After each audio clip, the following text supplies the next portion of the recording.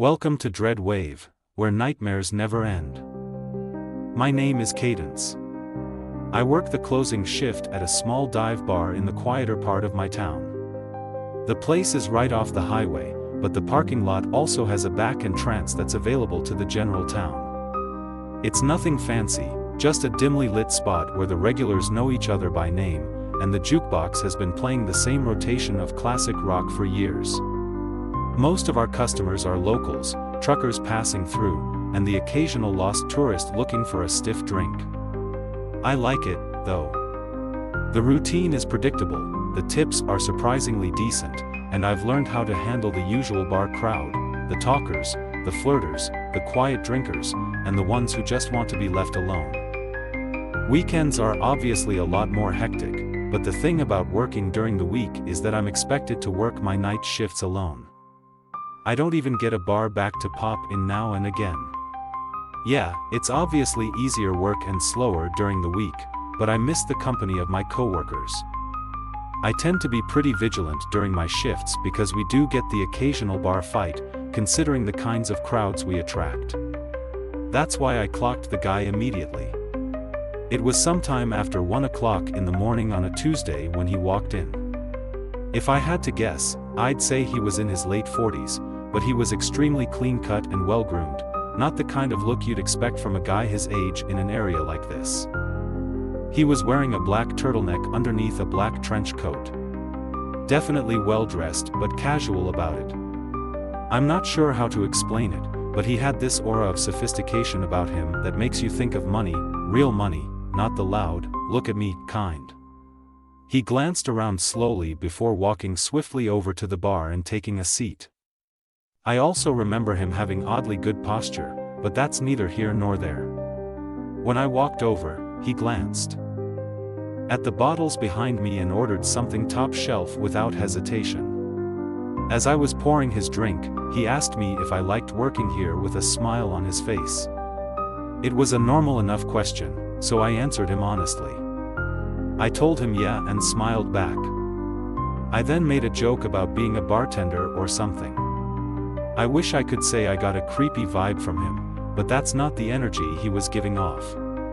He genuinely seemed like a stand-up guy, kind of like the single dad at his kid's baseball game that gives the whole team a high five. He chatted with me for a bit, which I didn't mind since the bar was pretty quiet at that point. Eventually, he asked me if I ever thought about doing something bigger. Which I admit was somewhat bizarre. Again though, not a totally creepy question given the nature of the situation.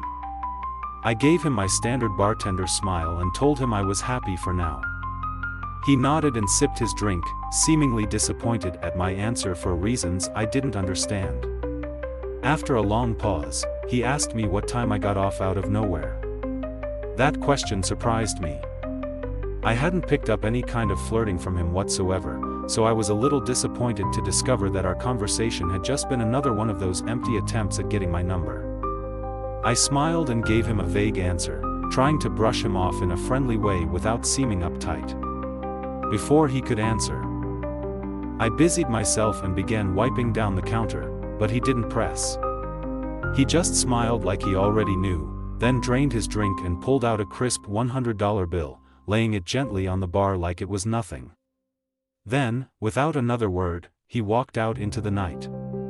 I didn't really know what to make of the encounter. I know it sounds like nothing, but his demeanor was just so far off my radar that I was intrigued. Either way, I figured I was never going to see him again and got on with my life.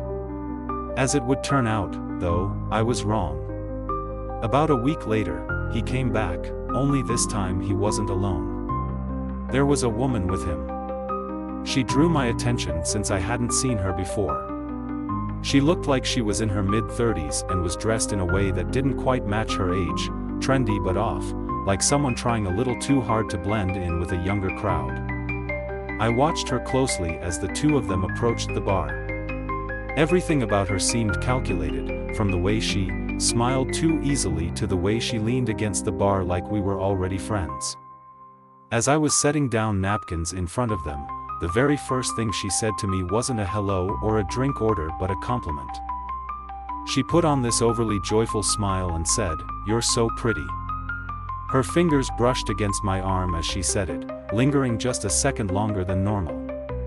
I laughed and thanked her, but I could instantly tell that something was off about this woman. The man didn't speak, which I thought was also a little strange given that he had been so talkative last time. They ordered drinks, and I poured them, and that's when questions came flooding in. The woman asked me how long I'd been working here, along with how old I was, and a bunch of other small talk questions like that. I answered in short, polite sentences, but I got the sense that this wasn't small talk. She was studying me. At one point, she looked over at the man, and it seemed like they were communicating despite not speaking. She looked back at me and told me that she ran an exclusive event club. She leaned in a bit as she said it, lowering her voice as if to prevent being overheard by another patron. She told me that she's always looking for young, fun people for private parties and that I'd make a killing, 10 grand for a weekend. I let out a small, forced a laugh and told her it sounded too good to be true. She insisted that it was real and told me that a bunch of girls like me worked for them.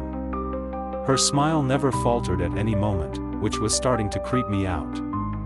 She steered the conversation back to the job, circling around the same words: fun, safe, exclusive. Then, casually, she said, "You should step outside for a second. There's someone who can explain it better." My pulse kicked up. I wasn't playing around at that point. I didn't even bother pretending like I wasn't creeped out. "I'm good," I said in a firm voice, no smile on my face this time. Just then, a group of customers walked in, laughing and talking loudly. The woman's expression changed in an instant, her friendly mask slipping just slightly before she turned to the man beside her. Without another word, they left. I'd be lying if I said I wasn't unsettled after that. Those random people had just propositioned me for God knows what. I told my coworkers and my boss about the situation, and we all agreed to keep an eye out should those people return. My boss assured me that he was always a 15-minute drive away should I need him, and the bar security cameras were typically enough to deter any misbehavior. There wasn't really much I could do beyond that. It's not like those people had done anything illegal. I tried to push it out of my head. But a few nights later, after closing, I saw the car. It was parked across the street, engine off, just sitting there. I tried to tell myself it was nothing, but the feeling of being watched crawled over my skin like static. As I walked to my car, I kept my head down, my keys clutched tight in my hand. When I pulled out of the lot, I checked my mirrors. The car followed. It stayed back just enough to avoid suspicion, but every turn I made, it was still there. I took a random turn onto a side street, and it followed. Another. Still there. I started freaking out internally. I knew it was them. I forced myself to stay calm. To think, then without hesitating, I navigated and pulled into the parking lot of a police station, gripping the wheel so tightly my knuckles practically turned white. The second I pulled in, the car sped off. Nothing happened after that for a while, but I knew it wasn't over. It turned out I was right. It was a slow weekday shift, barely anyone coming in. By midnight, I was wiping down the counter, half thinking about closing early when the door creaked open. It was the woman. I immediately sent my boss a text as inconspicuously as I possibly could. I looked back up, and the woman was staring at me with that same artificial smile. She walked slowly to the bar and sat down with her hands folded neatly. I was debating just telling her to leave when she said, "Thought I'd come check on you." My stomach started twisting, but I did my best to hide it. I told her we were about to close and that she had to leave, but she made this pouty face and asked for just one old-fashioned. I thought about denying her, but I figured pouring the drink would stall her long enough for my boss to arrive. So, I turned around and got started, trying to keep my cool. And then I heard it, the soft, unmistakable click of the front door shutting. I whipped around. The woman was gone. I felt this awful pit in my stomach as I stepped toward the entrance. Through the glass, I saw it, a black van idling just outside. Without thinking, I locked the door as quickly as I could. But then, metal rattling from the back door, someone was trying to get in. I didn't think. I grabbed the heaviest thing I could, a metal shaker, and clutched it like a weapon as I dialed 911 with my other hand. There was no way the police would get there in time, so I thought about making a run for it out the front door, but I didn't for whatever reason. I was bracing myself for a fight when I saw headlights pulling into the lot. It was my boss. The sounds on the back door suddenly stopped, and a few seconds later, the van pulled out of the lot with a screech. I embraced my boss and told him what had happened, and he said he had gotten the license plate of the van as it was leaving. When the cops arrived, my boss reviewed the security footage with them. It was worse than I had imagined. Just before the woman left, the cameras had captured two masked figures crouching near the front door, waiting. There was another person in the back who was banging on the door with his fist, clearly trying to flush me out to the front. It was downright horrifying. To make matters worse, the plate number my boss had caught turned out to be unregistered. It's been quite a while since this incident, but no progress has been made. The only good news to come out of the whole thing is that my boss doesn't make me work alone anymore. Despite that, I'm still extremely uneasy anytime I'm scheduled for a night shift. I still question how they knew I'd be working alone. It doesn't make any sense. Even now, I often think about what would have happened had I given in to fear and run out the front door. I used to work the night shift at a gas station SLC convenience store off a quiet stretch of highway. I say used to, because after what happened to me a few months ago, I won't work a night shift again. It's a small station, the kind that barely gets any business once it gets late. Most of my shift was spent restocking shelves, wiping down counters, and occasionally ringing up a trucker or traveler passing through. I remember the whole thing vividly. It was just past 2:30 in the morning. By then, even the truckers had mostly dried up, and I was left with basically nothing to do. I scrolled mindlessly on my phone, trying to kill some time. At one point, I stepped outside for some air, rubbing my hands together against the cold. I exhaled a few times, watching my breath disappear in the cold. The parking lot was empty, just the pumps, the road, and the dark stretch of trees beyond. The neon sign flickered faintly, and I remember it being hazy out, like you could literally see the moisture in the air. Even with the highway not too far off, it was pretty silent out there. Right as I was about to walk back towards the store, I noticed something move out of the corner of my eye. I whipped my head around and realized there was a person standing behind one of the pumps. How had I not noticed him earlier? He was wearing a dark red hoodie with the hood up. And he had both hands shoved in his pockets. There wasn't a car in sight, so he obviously wasn't fueling up. The only thing was, he didn't seem to be heading towards the store either. He was just standing there, half turned toward the store, like he was watching me. At first, I figured maybe he was waiting for someone, but something about the way he moved rubbed me the wrong way. He was kind of shuffling about in this circular pattern. I entered the store but made sure to keep an eye on him through the glass. I kept track of him while pretending not to, hoping someone would drive up and pick him up or something. But after a few minutes, he started walking toward the door, slow at first. Then suddenly pushing inside like he made up his mind all at once. He walked up to the counter but didn't say anything right away, just stared at me like he was sizing me up. Then in a rushed, almost rehearsed way, he muttered that his car had broken down just before the pumps. He said he needed a jump or maybe just a little gas to get to the next town. I was literally shocked. He wasn't even trying to make his story believable, like I couldn't believe he actually expected me to buy his BS story. I offered to call a tow truck. Instead, no, he said too quickly, shaking his head. He just needed a flashlight, maybe some help checking under the hood. Something was definitely off, that much was true. The way he spoke, the way he watched my reaction, it felt like a test. To be fair, though, people walking into gas stations at that hour are usually a little strange, and I started wondering whether he actually needed help and was just an odd person, or if he was on something. I asked him where his car was parked, and he told me it was just beyond the highway entrance. I was obviously skeptical, but then he pointed at the monitor behind me. I turned to look at the screen, and to my surprise, there actually was a car parked out there. I thought to myself, oh crap, maybe this guy really does need help. And that's when it hit me, I had literally just been outside, and I would have remembered a car parked out there.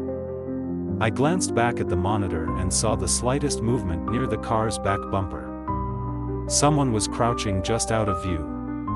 A cold wave of dread hit me. I forced a casual smile and agreed to help the guy, but not before telling him I needed to grab my phone from the back office. I turned slowly, not wanting to spook him, but the second I was out of his direct sight, I slammed my hand onto the emergency panic button under the counter. The alarm went off instantly, screeching through the store. I expected him to attack me, but what he did instead was even more unsettling. His nervous energy disappeared, no more fake urgency, no more shifting from foot to foot. He actually relaxed. His whole body language shifted, and then he smiled. Not a panicked smile, not an embarrassed one either, a slow, knowing grin, like he had all the time in the world, like this was amusing to him. I was in shock. I didn't even have time to get physical with him. In one fluid motion, he turned and bolted. I ran to the monitors. Just in time to see both of them take off, not toward the car, but into the woods behind the station. The car just sat there, engine off, headlights off, no one inside. By the time the police arrived, it was exactly as I saw it. The car was still there, but the men were gone. No footprints leading away, no sign of them anywhere. And then one of the officers pointed something out, something I hadn't noticed before. The front passenger door was open. There had been a third person inside the whole time. The police took my statement down, I turned over the surveillance footage, and that was that. A few days later, they followed up with me. They had the car towed and ran the plates. Turned out it had been reported stolen nearly a week earlier. Over 100 miles away. No one had come forward to claim it, no reports of missing persons, no other crimes linked to it, just an abandoned vehicle in the middle of nowhere with no explanation. That was months ago, and still nothing. I don't know why convenience stores are such popular targets, but I can say for sure that I will never work another night shift again. Music, this happened a couple weeks ago. I work the night shift at Walmart. It's not the worst job in the world, but after a while, it starts to feel like you're just floating through time. The nights blend together, same shelves, same routine, same dull hum of the overhead lights. Hopefully, something better comes along. I usually hang out in and stock the electronics section, which is nice because it's quieter than the other areas. People don't exactly come rushing in at 2 a.m. to buy phone chargers and Bluetooth speakers. Most of the customers are either night owls killing time or truckers grabbing last-minute supplies before heading back on the road. That's why I noticed him. At first, I didn't think much of it, just another guy wandering the aisles, probably waiting for someone. But after a few minutes, I realized he wasn't shopping, he wasn't even pretending to. He just kept appearing every time I glanced up. He was lingering nearby, hovering in the next aisle over, or standing a little too still by the clearance section. He wasn't looking at anything, he was just standing there, watching me. I told myself I was overthinking it. The store is big, and maybe he was just taking his time. But the way he moved, always just close enough for me to notice, never actually picking anything up, it set something deep in my gut on edge. I was waiting for him to just get on with it and ask for my number, but he never approached me. It was like he wanted me to see him, which didn't make any sense to me. I went to radio someone about it but realized that the batteries in my radio must have been dead because it wasn't working. Eventually, I started debating whether I should go find a manager when I felt a hand wrap around my arm. I nearly jumped out of my skin, but before I could react, a woman's voice rang out loud, friendly, overly familiar. She exclaimed, "There you are," before going on a little spiel about how she had been looking all over for me. I turned, completely thrown off, and saw a woman I had never seen before in my life. She was smiling, her grip firm on my arm like we were old friends reuniting. Before I could say anything, she leaned in and whispered, her tone dropping to something low and urgent. "That guy's been recording you. Follow me." My stomach dropped. I turned my head slightly, just enough to glance back. The man was still there, only now he wasn't even pretending to browse. He was staring right at me. A cold wave of fear crept over me. I let her pull me. I didn't even question it. The way she grabbed my arm, the way she spoke so loud and casually like we were two old friends reuniting, I clung to it. I was beyond grateful that someone had realized what was going on and put herself in an uncomfortable position just to help me. She kept up the act as we walked, rambling about something, maybe a trip she had taken, maybe an inside joke we supposedly shared. I barely processed the words, my thoughts were stuck on him. Had he really been recording me? That was creepy as hell. I wanted to know if he was still following us, but I couldn't muster the courage to turn around just yet. The woman steered me through the aisles, moving fast. I barely noticed where we were going, only that we were going, that the distance between me and that man was growing. In all honesty, I was kind of expecting her to quit the pretending to know me act at some point. But she kept it up. At one point, it was getting a little uncomfortable, so I glanced behind me, and to my relief, that man was no longer following. The woman kept pulling me forward, though. I told her that we were good now and that we should probably go find my manager, but she just squeezed my arm tighter, telling me that he was lurking somewhere. I thought to myself, so what? What's he going to do in a store full of employees? I was obviously worried at first because no one was around, but now that I wasn't alone, I started realizing that there wasn't much of a point in being scared anymore. I told her this, but she continued moving. I told her I was serious and planted my feet, twisting my arm slightly to loosen her grip. "You can let go now," I said, but she didn't. She smiled at me, but something in it was off. "Come on, just a little further," she said, basically tugging me at that point. I glanced around. The store was basically dead. We had moved past the registers, past the self-checkout, past the aisles that saw the most foot traffic. The warehouse section loomed ahead, dimly lit and nearly empty. Beyond that was the side exit, the one without cameras, the one employees used for loading shipments. That's when it dawned on me, she was leading me straight to the exit. I think I screamed for help as I yanked my arm free of her grasp with all my might. She lost her grip just enough for me to pull free. I didn't waste another second. I turned and ran toward the front of the store. As I fled, she yelled out something behind me. She yelled for me to come back, followed by my name, which I hadn't given her. I kept running until I saw one of my coworkers, who was running toward me, most likely reacting to my screaming. I told him to call security, which he promptly did. That woman was long gone, though. By the time I told my story to the security guards, that woman and that man were nowhere in sight. They reviewed the security footage, and just as I suspected, the woman and man walked into the store together. She had been with him the entire time. The man's face was clear as day in one of the frames, but hers was always turned away. I had a feeling she was the mastermind behind the whole thing, so I was infuriated that the cameras hadn't picked her face up. Every second of it had been planned. The police got involved, and the whole thing went down as a failed abduction attempt. I'm still waiting for a resolution about it. That man should definitely be easy to track down, given his face was caught on camera. I have no idea how that woman knew my name. That's what terrifies me the most. Those people hadn't just picked me at random. I was a direct target.